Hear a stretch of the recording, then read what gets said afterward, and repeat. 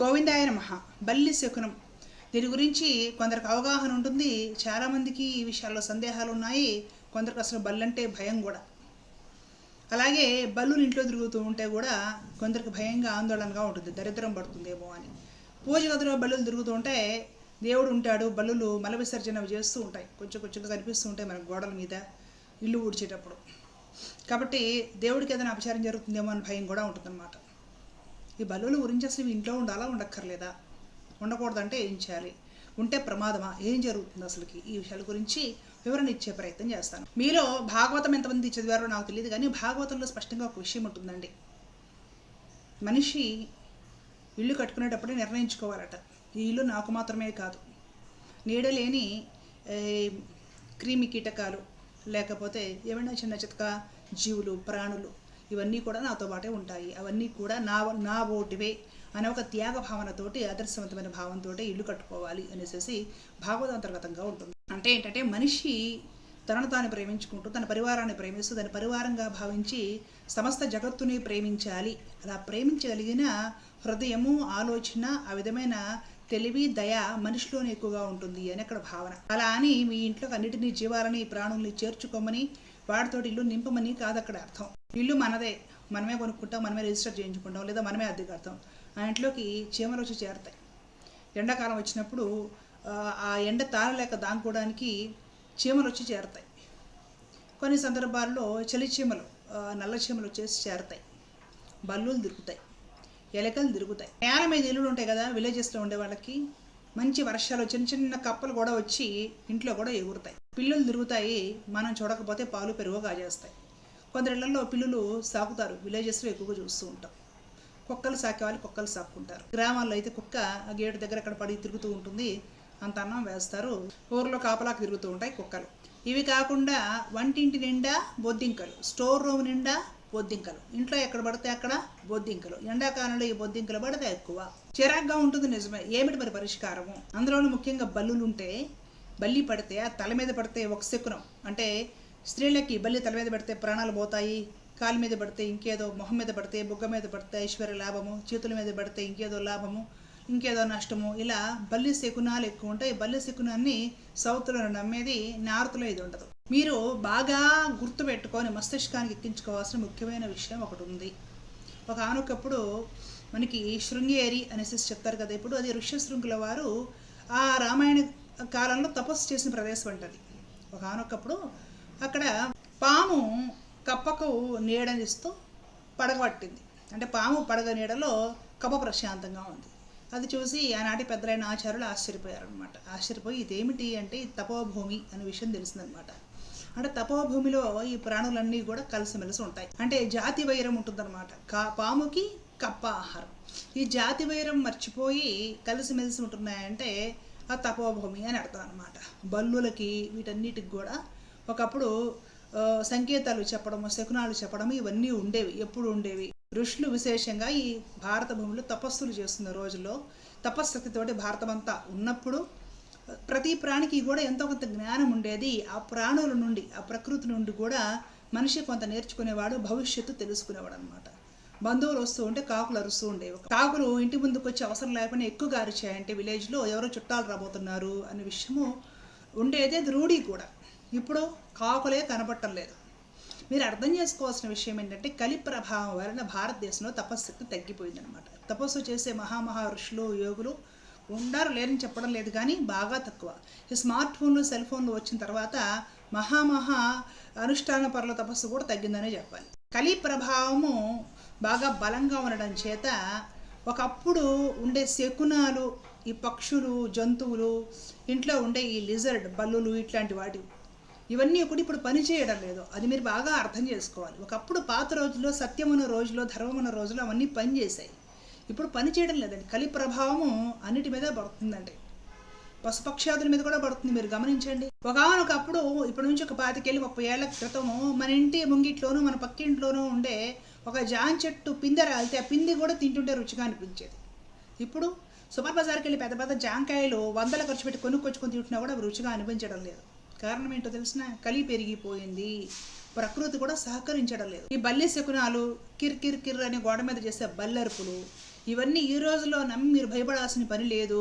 బల్లికా మహత్వం కూడా తగ్గిపోయింది. కారణం ఏంటంటే కలి ప్రభావం. బల్లి మీ తల మీద పడినా ఎక్కడ పడినా కూడా మీరు భయపడాల్సిన పని లేదు. అర్థమవుతుంది కదా. సో మీకు అంత భయం ఉంటే తల మీద పడింది కాబట్టి అది కొంచెం వాటిలో విషం ఉంటుంది కాబట్టి మీరు చక్కగా స్నానం చేసేయండి, అయిపోతుంది. భగవన్నామస్మరణ చేసుకోండి, అయిపోతుంది. బల్లులు ఇంట్లో తిరుగుతున్నాయంటే గుర్తుపెట్టుకోవాలి. ఇల్లు చిన్నదయ్యి ఉండి ఇంట్లో అలమారల్లోనూ అక్కడ ఇక్కడ మొత్తం సామాన్లు విపరీతంగా అవసరం లేకపోయినా కూడా తెగ సామాన్లు దూరు చేస్తూ ఉంటే ఈ బల్లులు ఇలాంటి జీవులకి ఏంటంటే వెలుగులో తిరగవాలి. ఎక్కువ దూరి తిరుగుతూ ఉంటాయి. కట్టెల వెనక, బట్టల వెనక, అలమారల్లో. మనము రాత్రి వేళ అంటే బల్బులు వెలిగించినప్పుడు ఇంట్లో లైట్లు వెలుగుతున్నప్పుడు మాత్రం లైట్ల దగ్గర తిరుగుతూ ఉంటాయి. కాసేపు మరలా వెళ్ళి దాక్కుంటాయి అనమాట. వాటి వలన మీ ఇంటికి వచ్చే ఎఫెక్ట్ కానీ ఏమి లేవో, మీ జీవితం మీద అవి ఏం ప్రభావితం చూపించవు. మీ జీవితాన్ని బల్లులు, నల్లులు, పిల్లులు శాసించవు. అది మీరు గుర్తుపెట్టుకోవాలి. మనకు వాస్తు శాస్త్రం ఏం చెప్తుందంటే ఇంటికి వెంటిలేషన్ కంపల్సరీ కావాలి. వెంటిలేషనే వాస్తు అంటే ఇంకేం లేదు. వీలైనంత వరకు కిటికీలు, తలుపులు ఇవన్నీ కూడా తెరిచి పెడుతూ ఉంటే బయట నుండి గాలి వెడుతురు అంటే సూర్యుడి ప్రకాశం బాగా ఇంట్లో కానీ ఉంటే కాస్త ఈ సూక్ష్మజీవులు లేదంటే బొద్దింకలు, ఈ ఏంటి బల్లులు ఇలాంటివి ఎక్కువగా రాకుండా ఉంటాయి. కొందరికి ఏం అలవాటు ఉంటుందంటే ఎప్పుడు కర్టెన్లు, కిటికీలకు కర్టెన్లు, తలుపులు కర్టెన్లు, ఇంటి మధ్యలో పార్టిషన్స్ ఉంటే వాటికి కర్టెన్లు, మొత్తం కర్టెన్లు వేసి పడేయాలన్నమాట. ఈ కర్టెన్లు ఎక్కువగా ఉంటేనే ఆ కర్టెన్స్లో బల్లులు దూరుంటాయి. కర్టెన్ లేగినప్పుడు బల్లి కింద పడుతుంది ఆటోమేటిక్గా. అలాగే తలుపులు లేని అల్మారాలు, వాటిలో బట్టలు పెడుతూ ఉంటాం, తలుపులు ఉండవు కాబట్టి బల్లులు సహజంగానే ఈజీగా లోపలికి దూరుతాయి అన్నమాట. కాబట్టి బల్లులు ఎక్కువ రాకుండా ఉండాలంటే కాస్త ఇంట్లో ఉన్నంతసేపు తలుపులు, కిటికీలు అవన్నీ కూడా బాగా తీసి సూర్యప్రకాశము, గాలి ఇంట్లోకి వచ్చినట్టు చూసుకోండి. అది వాస్తుకు కూడా మంచిది. ఇంట్లో అక్కర్లేని వస్తువులు, అలాగే స్టోరేజ్ ఉంచి పాత వస్తువులు, ఇరిగిపోయిన వస్తువులు అవన్నీ కూడా రేపు ఉపయోగపడతాయి, రేపు రిపేర్ చేయించుకుంటారని దూర్చి పెట్టకండి. వాటిలేవి దూరతాయి. బొద్దింకలు కూడా అంతే. వంటింట్లో జిడ్డుగా ఉండేసేసి, సామాన్ ఎక్కువగా పేరుకుపోయి ఉండేసేసి, అట్టపెట్టలు ఉండేసేసి ఇలాంటివి ఎక్కువగా ఉండి చాలామందికి వంటింటి వైపున డోర్ ఉండట్లేదు అనమాట. వంటింటికి డోర్ ఇవ్వట్లేదు అపార్ట్మెంట్స్లో కూడా. అట్లా వెంటిలేషన్ లేనప్పుడే మనం ఎంత హైజీనిక్గా పెట్టినా సరే బొద్దింకలు దూరతాయి. అప్పుడు మనం హిట్ అది కొడుతూ ఉంటాం. వీటి వలన మనకు, మన జాతకాలకు, మన జీవితాలకు ఎఫెక్ట్ ఉంటుందండి. ఇల్లు శుభ్రంగా ఉంచుకోవాలి అనుకునే వాళ్ళు ఇంట్లో వెంటిలేషన్ ఎక్కువగా ఉండేలా చూసుకోండి, సామాను తక్కువగా ఉండేలా చూసుకోండి, తరచుగా కాస్త శుభ్రంగా ఉంచుకునే ప్రయత్నం చేయండి. హిట్ ఒకటి పెట్టుకోండి, ఇప్పుడు ఆయన కనపడితే హిట్ కొట్టేయండి. ఎండాకాలంలో బొద్దింకలు పెడితే ఎక్కువగా ఉంటుంది. బల్లులు ఇంటి గోడల మీద తిరిగినా, పూజ గదిలో తిరిగినా కూడా దానికి ఇది పూజ గది అని తెలుస్తుందా, లేదంటే ఇది హాల్ అని, అది బెడ్రూమ్ అని తెలుస్తుందా? అది చేరింది తిరుగుతూ ఉంటుంది. దాని వలన ఏ విధంగా కూడా ఇంట్లో సమస్యలు, దారిద్ర్యం పట్టము, జాతక సమస్యలు ఉండవండి. బల్లి కిరికిరి నరిసినా కూడా దేనికి సంకేతం కాదు. దానికి సహజంగా అరవాలనిపించింది అరుస్తుంది. ప్రాణులు అన్నాక అరవకుండా ఎలా ఉంటాయి? కప్ప బెకబెక్కమని అరవదా చెప్పండి? అలాగే బలులు మన మీద పడినా కూడా ఏమీ కావు. కలి ప్రభావం వలన ఒకానొకప్పుడు తపస్సంపన్నులు ఈ దేశంలో ఉన్న రోజుల్లో జంతువులు అవి కూడా శకునాలు చూపించేవండి. ఈ రోజుల్లో వేటికి అంత శక్తి లేదు. మనిషే శక్తిహీనుడైపోతున్నాడు. ఆ పశుపక్షాదులకి ఏం శక్తి కలుగుతుందో ఆలోచించండి. కాబట్టి ఈ రోజుల్లో ఈ బల్లులు పనిచేయడము, కప్పలు పనిచేయడము, కాకులు పనిచేయడం అనేవి జరగదు. బల్లులు హాల్లో ఉన్నా, పూజ గదిలో ఉన్నా సరే ఏమీ కాదు. కాకపోతే బల్లులు ఉండడం వలన బల్లులు తాలూకా మలం లేదంటే మలినాలు బయటికి విసర్జిస్తూ ఉన్నప్పుడు కాస్త చిరాగ్గా అనిపిస్తూ ఉంటుంది. అది కూడా పూజా మందులలో. కాబట్టి ఆ బల్లులు రాకుండా తరిమేసే ఇప్పుడు మందులు లాంటివి వస్తున్నాయి అనమాట. వాటిని వాడి తరిం పడేయండి. ఒకటి ఎరా తిరుగుతున్నా సరే ఏమీ కాదు. దానివల్ల ఆర్థిక సమస్యలు రావడం, దారిద్ర్యం పట్టడం, నెగిటివ్ ఎనర్జీ రావడం ఇలాంటివి ఏమీ ఉండవండి. ఇల్లు అన్నాక ఒక చీమో, ఒక బొద్దింకో, లేకపోతే ఒకటి రెండు బల్లులో ఇంకా ఆహార పదార్థాలు ఉండి ఎలుకలు కూడా దూరతాయండి. ఎలుకలు దూరినప్పుడు ఎలుకల మందు వాడేస్తున్నాం మనం. బాగా నోటెడ్ చేసుకోండి, మనసులో పెట్టుకోవాల్సిన ఈ కలి ప్రభావం వలన బల్లులువి, శకునాలు ఇవన్నీ కూడా ఈ రోజుల్లో పని చేయవు. మంచి తపస్సున్న రోజుల్లో, నిజాయితీ, నీతి, ఓ సత్యనిష్ట, ధార్మిక నిష్ట ఉన్న రోజుల్లో పశువులు, పక్షులు లేదంటే ఇలాంటి క్రిమి కీటకాల్లో నుండి కూడా మనకి కొన్ని శకునాలు కనిపించేవి. శుభ అశుభ ఫలితాలు కనిపించేవి. ఈ రోజుల్లో ఏమీ పనిచేయట్లేదు. మనిషి అనేవాడికే ధర్మం లేక నిర్వీర్యమైపోతూ ఉన్నాడు. ఇలాంటి మనుషులకి పశుపక్షాదులు ఏం సహకరిస్తాయి చెప్పండి? కాబట్టి ప్రశాంతంగా ఉండండి, ఎక్కువ ఆలోచించకండి. ఏమీ కాదు, జాగ్రత్తగా ఉంచుకోండి, శుభ్రంగా ఉంచుకోండి. మరీ ఎక్కువగా ఉంటే తరిమేసే ప్రయత్నం చేయండి. వాటిలో తరిమే ప్రయత్నంలో ఒకటి రెండు చనిపోయినా సరే ఏమీ కాదండి. ఇలా అన్నాక ఏదో ఒకటి ఇంట్లో దూరకుండా తిరగకుండా ఉంటుందా చెప్పండి? ఒకనొకప్పుడు వివేకానందుడు ప్రపంచం మొత్తం తిరిగి ఏడ్చాడు. ఎందుకు ఏడ్చాడు తెలుసా?